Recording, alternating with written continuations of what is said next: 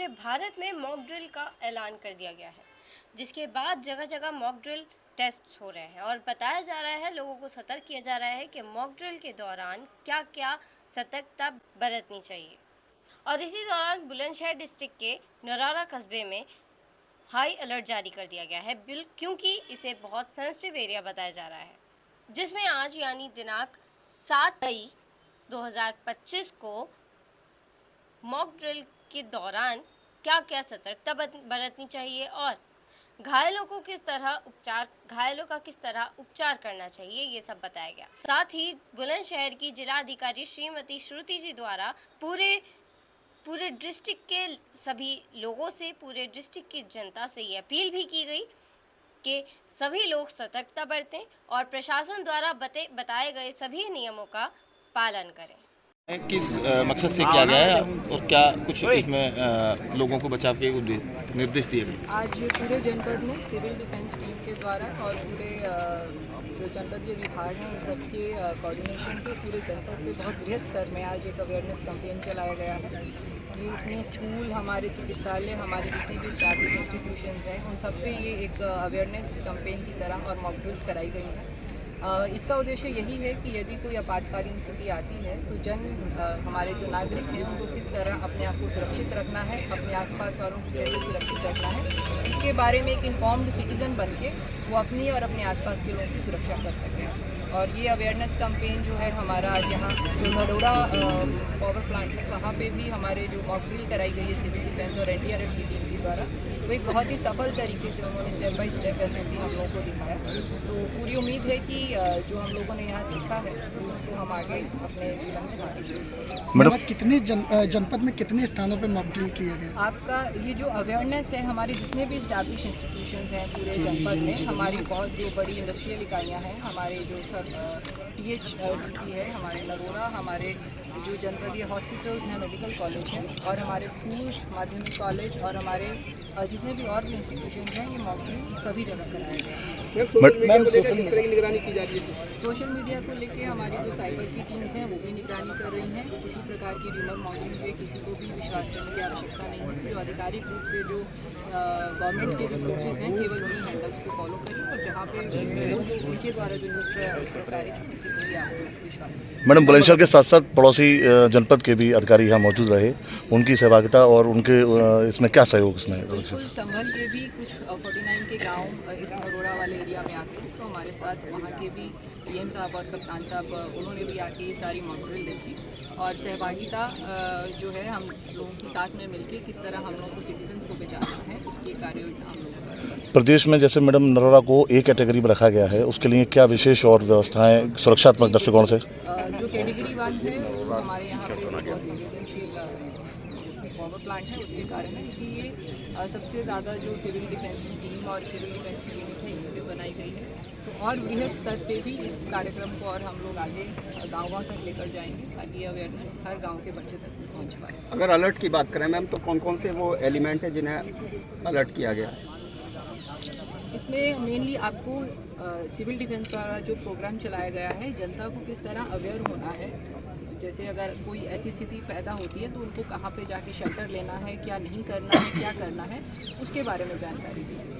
साथ ही बुलंदशहर के Kalyan Singh medical college में भी मॉक ड्रिल का आयोजन किया गया, जिसमें सभी मेडिकल स्टूडेंट्स को भी मॉक ड्रिल के दौरान क्या क्या सतर्कता बरतनी चाहिए इसके बारे में समझाया गया।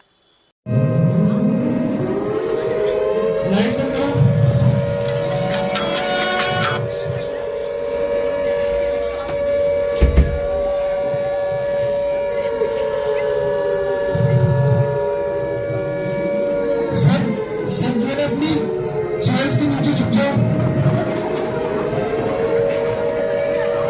हम लोग भी झुक जाते नीचे।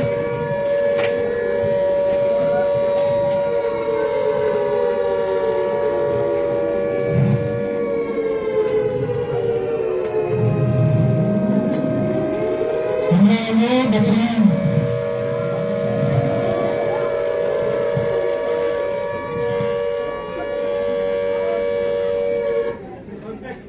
Evacuate.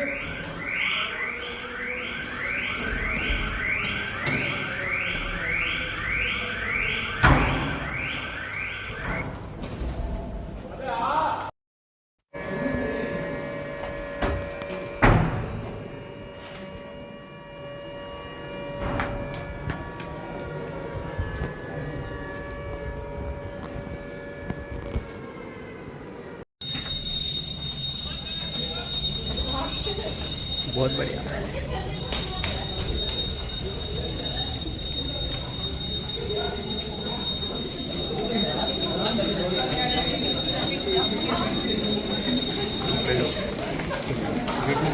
सर इसे जाना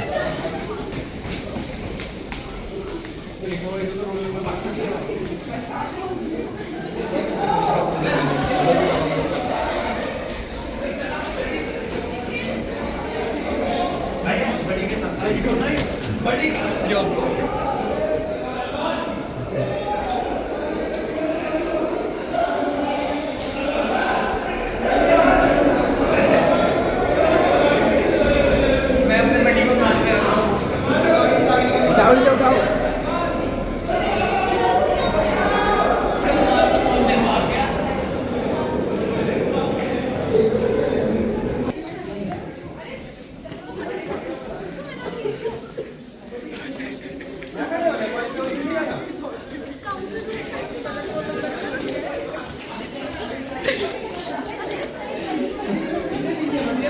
इसी के साथ जिले भर के कई अलग अलग जगहों पर मॉक ड्रिल के दौरान क्या सतर्कता बरतनी चाहिए और घायलों को किस तरह उपचार किया जाना चाहिए और भी अनेक बातों के बारे में समझाया गया।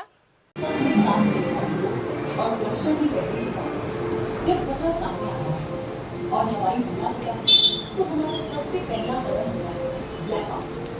मतलब सारी लाइटें बंद करना, पर्दे अच्छी तरह खींचना, मोबाइल, टीवी, लैपटॉप जो भी रोशनी दे रहा है उसे बंद करना है ताकि ऊपर से कोई भी दुश्मन हमें देख ना सके।